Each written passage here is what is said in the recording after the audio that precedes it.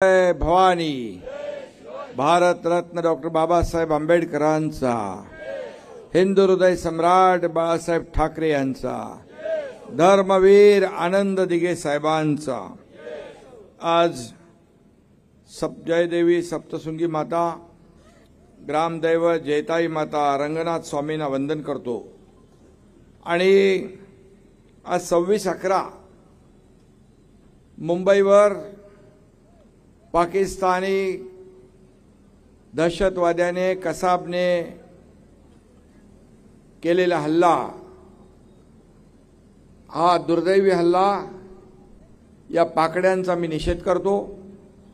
आणि मुंबई पोलीस आणि NSG commando आपले जवान यांच्या शौर्याला सलाम करतो, त्यांना विनम्र अभिवादन करतो।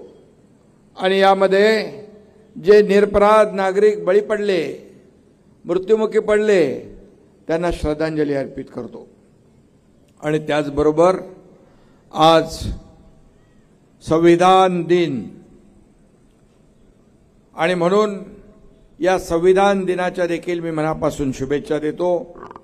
खरं म्हणजे भारतरत्न डॉक्टर बाबासाहेब आंबेडकरांनी आपली घटना लिहिली, ही जगातली सर्वोत्तम घटना ठरली। आणि बाबासाहेबांच्या घटनेवर देशाचा कारभार आपण चालवतो। आणि म्हणून या देशाचा खरं म्हणजे बाबासाहेबांचं संविधान हा देशाचा आत्मा आहे, आणि संविधान हाच आपला राष्ट्रधर्म आहे। आणि म्हणूनच बाबासाहेबांनी शिकवलंय, शिका, संघटित व्हा, संघर्ष करा।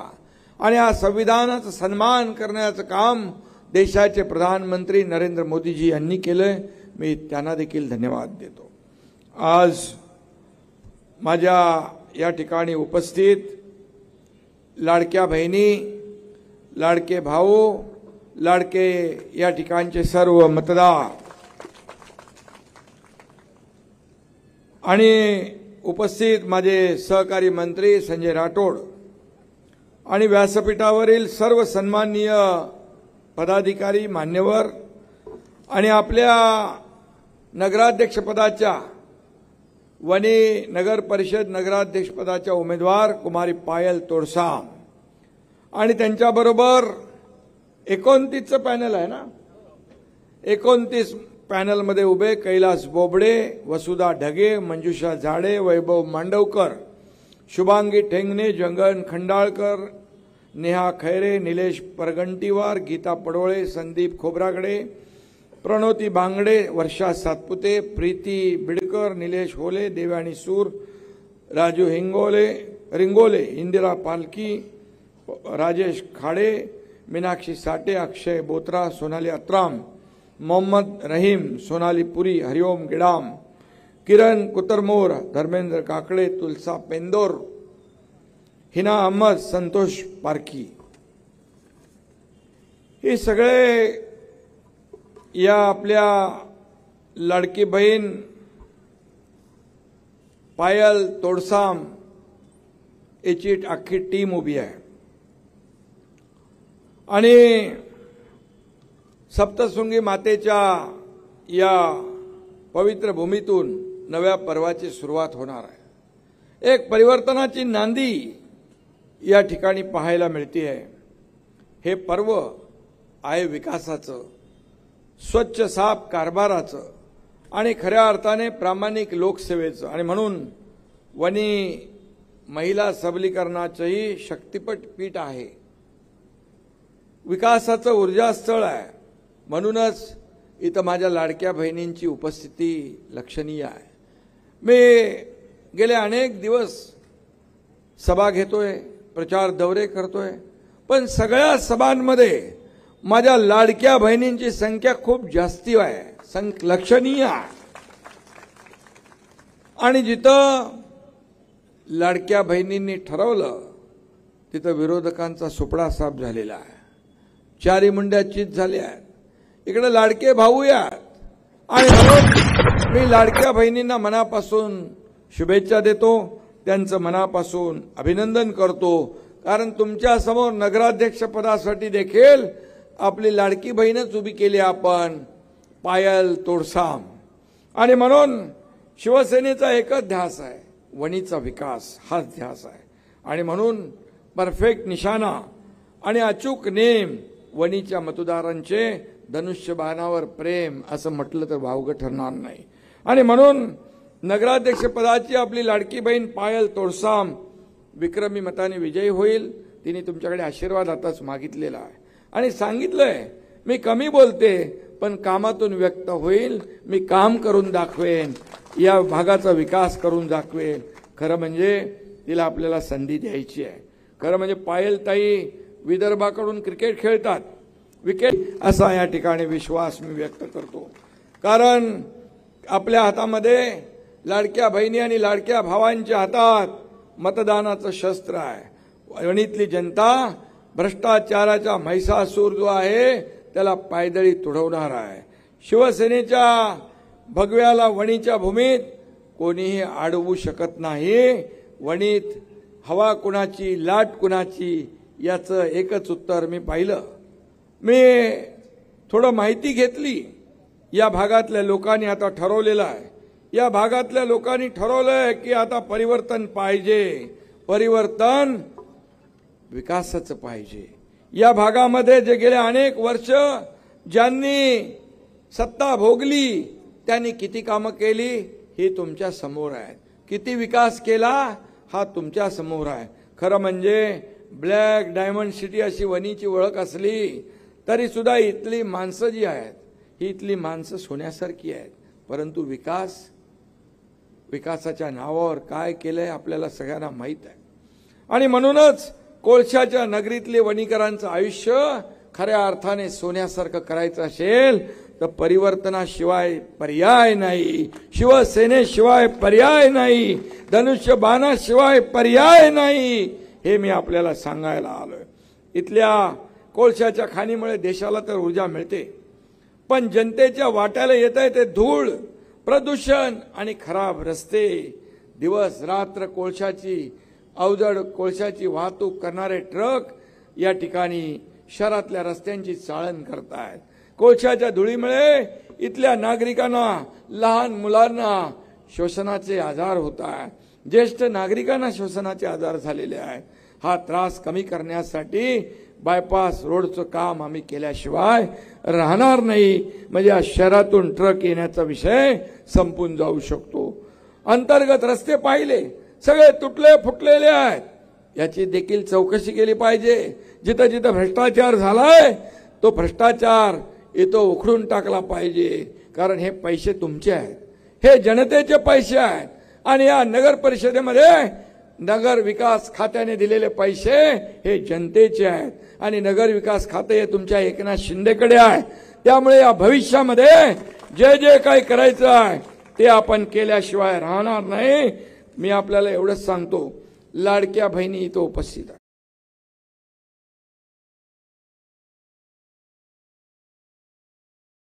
लाडक्या बहिणी इथं उपस्थित आहे. लाडक्या बहिणी, लेक लाडकी लखपती, मुलींचं उच्च शिक्षण, एसटी मध्ये 50% सवलत, सगळ्यात महत्त्वाचं म्हणजे मी मुख्यमंत्री असताना आपल्या सगळ्यांच्या नावापुढं आईचं नाव नव्हतं, वडिलांचं होतं. पण आईचं नाव लावण्याचा देखील निर्णय आपल्या सरकारने घेतला मी मुख्यमंत्री असताना.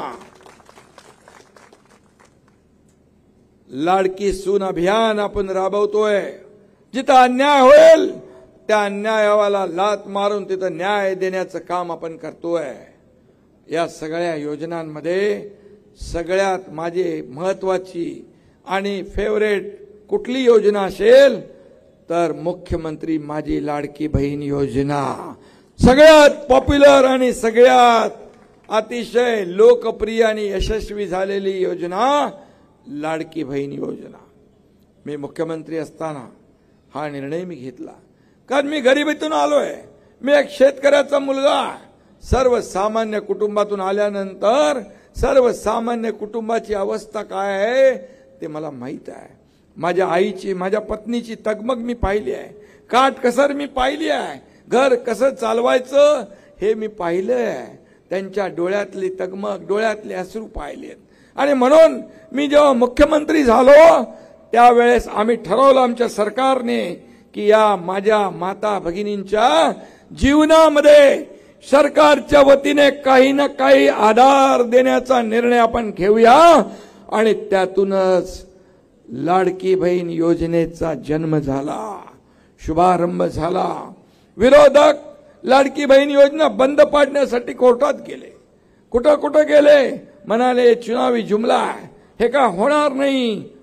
पण हा तुमचा भाऊ एकनाथ शिंदे मुख्यमंत्री होता, दिलेला शब्द पाळणारा होता आणि म्हणून लाडकी बहीण योजना सुरू झाली आणि माझ्या लाडक्या बहिणींच्या खात्यामध्ये पैसे जाऊ लागले। मी आपल्याला विचारतो, तुमची ओवाळणी सुरू आहे ना दर महिन्याची?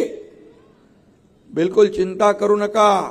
आणि तुम्हाला हेही सांगतो मी, हा तुमचा लाडका भाऊ असेपर्यंत ही लाडकी बहीण योजना कधीही बंद होणार नाही।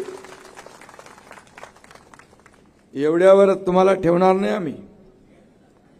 तुम्हाला स्वतःच्या पायावर उभं करण्यासाठी,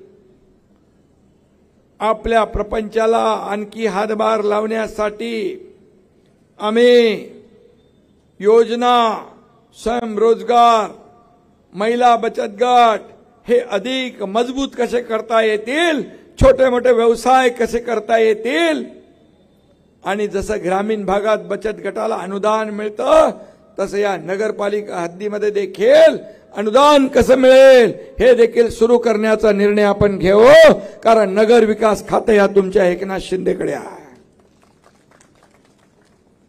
आणि म्हणून मी बोलतो ते करतो, दिलेला शब्द पाळतो। आणि म्हणून जेव्हा मी मुख्यमंत्री होतो, सीएम होतो, त्यावेळी लोक म्हणायचे सीएम म्हणजे चीफ मिनिस्टर, मी म्हणायचो सीएम म्हणजे कॉमन मॅन, सर्वसामान्य माणसातला माणूस। आता लोकच म्हणतात डीसीएम म्हणजे डेडिकेटेड टू कॉमन मॅन। काय प्रॉब्लेम आहे? सर्वसामान्य माणसाचा नेता म्हणून घेणं काय कमीपणाचं आहे? सर्वसामान्य माणूसच आपला केंद्रबिंदू आहे। मगाशी संजय राठोड यांनी सांगितलं, अनेक योजना, शेतकरी सन्मान योजनाही आपण केली, युवा प्रशिक्षण योजना आपण केली, ती देखील जी अडचणी आहेत अडचणी दूर करू आम्ही। महिलांचं उच्च शिक्षण, मुलींचं उच्च शिक्षण जे आहे मुलींचं, त्या मुलींच्या उच्च शिक्षणासाठी या ठिकाणी पायल देखील आपली छोटी लाडकी बहीण आहे। आणि म्हणून पायललाही मी सांगतो की मुलींचं उच्च शिक्षण घेण्यासाठी 50% फी मध्ये सवलत देणारं सरकार मी मुख्यमंत्री झाल्यावर 100% फी मध्ये सवलत दिली। आता वकील, इंजिनिअरिंग, डॉक्टर काय व्हायचं ते होऊ शकतं, कारण एका मुलीने आत्महत्या केली शिक्षण घेता आलं नाही म्हणून। 50% फी पालकांनी भरायची होती, पालक फी भरू शकतील की नाही हा तिला शंका होती। वडीलच आत्महत्या करतील अशी भीती तिच्या मनामध्ये होती, म्हणून तिने स्वतः आत्महत्या केली। मी म्हणालो हे सर्वसामान्यांचं सरकार आहे, हे सर्वसामान्यांचं सरकार आपण म्हणतो, आणि या सर्वसामान्यांच्या सरकारमध्ये एक मुलगी शिक्षणासाठी आत्महत्या करते। कशाला पाहिजे सरकार, कशाला पाहिजे सत्ता?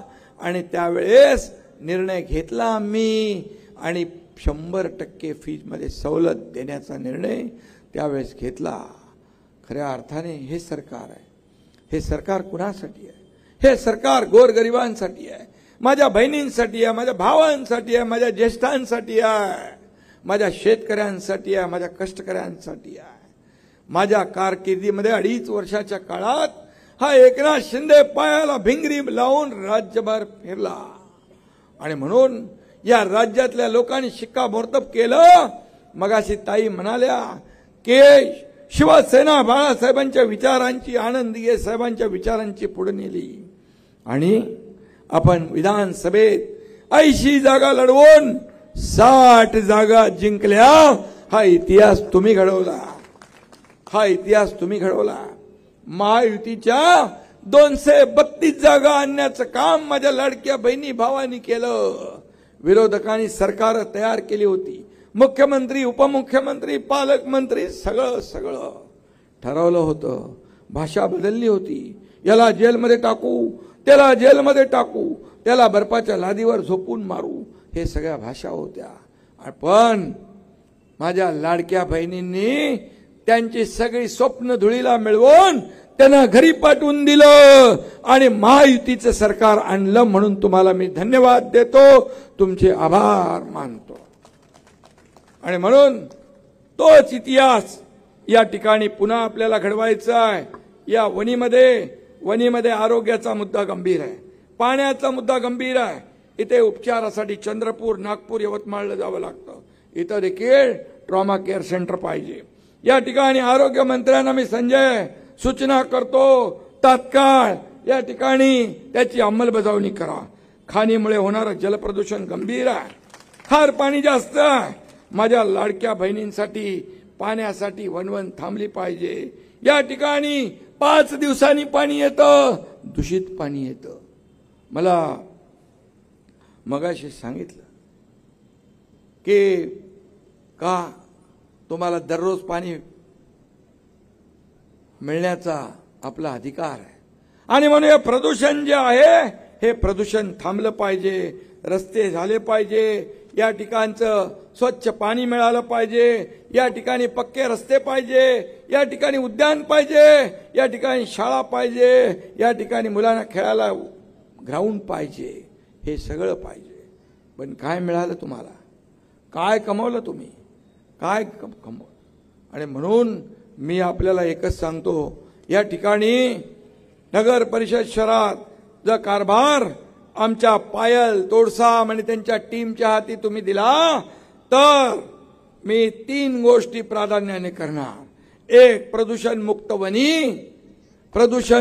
वनी, दूषित पाणी मुक्त वनी आणि उत्तम रस्ते असलेलं वनी. या 3 गोष्टींना प्राधान्य देणार. आणि बाकी जे काय आहे इतर सोयी सुविधा त्या देखील उत्तम प्रकारे या ठिकाणी केल्या पाहिजे. आणि म्हणून या ठिकाणी कोळसा खाणीतून होणारी वाहतूक प्रदूषण यावर देखील जे काय उपाय करायचे ते केले जातील. मला वाटतं आपण ते प्रदूषण महामंडळाचे अध्यक्ष सिद्धेश कदम आहे, तर फोन लागतो का बघ. आणि म्हणून या ठिकाणी आणि आरोग्य मंत्र्याला देखील मी या ठिकाणी सांगतो, आरोग्य मंत्र्यांना देखील इथल्या आरोग्याची काळजी घ्या. बाळासाहेब ठाकरे आपलं आरोग्य दवाखाना केंद्र या ठिकाणी सुरू झालं पाहिजे. आहे का इथे बाळासाहेब ठाकरे आरोग्य केंद्र? नाहीये. आणि म्हणून आपल्याला मी एवढंच सांगेन की रस्त्यांची वाईट परिस्थिती आहे. रस्त्यांची वाईट परिस्थिती आहे. कोण आहे? हॅलो सिद्धेश, अरे मी वणीमध्ये आहे. वणीत इथं प्रदूषण आहे, भरपूर प्रदूषण. तुझं इथं काम आहे तुझं. साहेब लगेच सांगतो मी. तिकडे कोलचे डेपो आहेत आणि रेल्वेचे साइडिंग जे आहेत ना, हा तिकडे कोल स्टोरेज करतात. तिकडे अधिकाऱ्यांना सांगतो, तिकडे आता लगेच व्हिजिट करतील. हा कोळशाच्या कोळशाच्यामुळे हवाई दूषित झाले आणि पाणी दूषित झालंय. लोकांचा जीवन मरणाचा प्रश्न निर्माण झालाय. तात्काळ याच्यावर मला कारवाई झाली पाहिजे.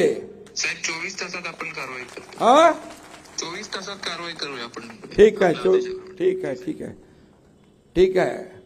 माझं बघा, मी रिझन कारण देत नाही, बघतो पाहतो करतो नाही.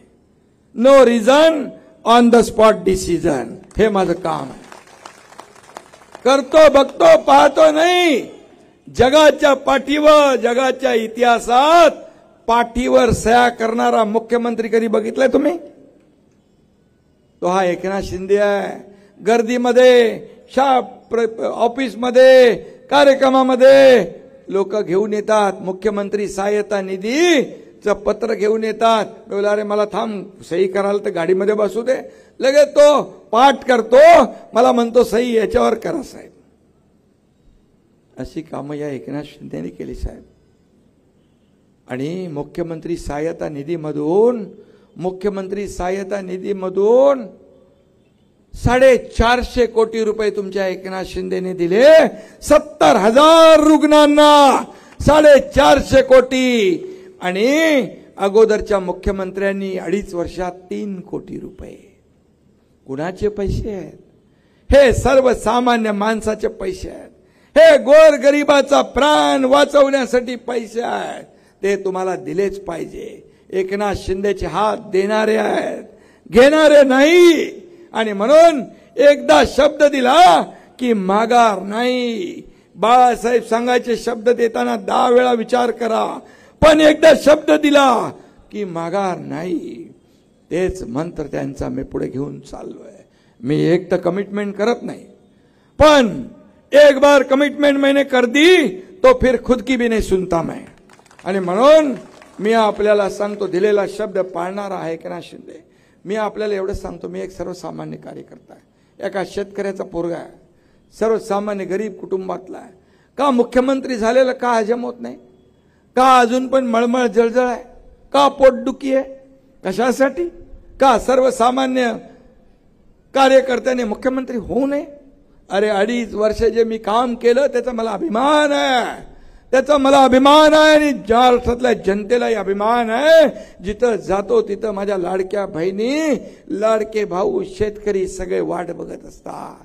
का का याचं कारण शोधा, आत्मपरीक्षण करा. माझ्यावर टीका करताना, माझ्यावर आरोप करताना 3 वर्ष तुम्ही सातत्याने आरोप केले, 3 वर्ष सातत्याने टीका केली. झोपता उठता बसता उठता एकनाथ शिंदे, एकनाथ शिंदे, एकनाथ शिंदे घटनाबाह्य मुख्यमंत्री, एकनाथ शिंदेचं सरकार घटनाबाह्य. आता पडणार, उद्या पडणार, परवा पडणार. पडलं का? अरे तुम्ही माझ्या पाठीशी आहे तोपर्यंत माझा काही बालबाका करू शकत नाही कोण.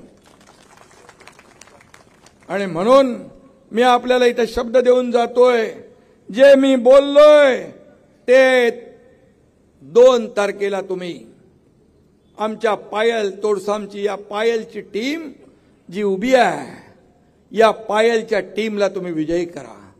बघा तुम्ही या वणीमध्ये परिवर्तन घडवल्याशिवाय राहणार नाही. हा शब्द एकनाथ शिंदेचा, आणि एकनाथ शिंदे शब्द दिला की पाळतो. म्हणून मार्केटमध्ये थोडीफार व्हॅल्यू आहे माझ्या शब्दाला, विश्वास ठेवतात लोक. हा संजय राठोड इथं बसलाय, मंत्री झाला, 50 आमदार माझ्या सोबत.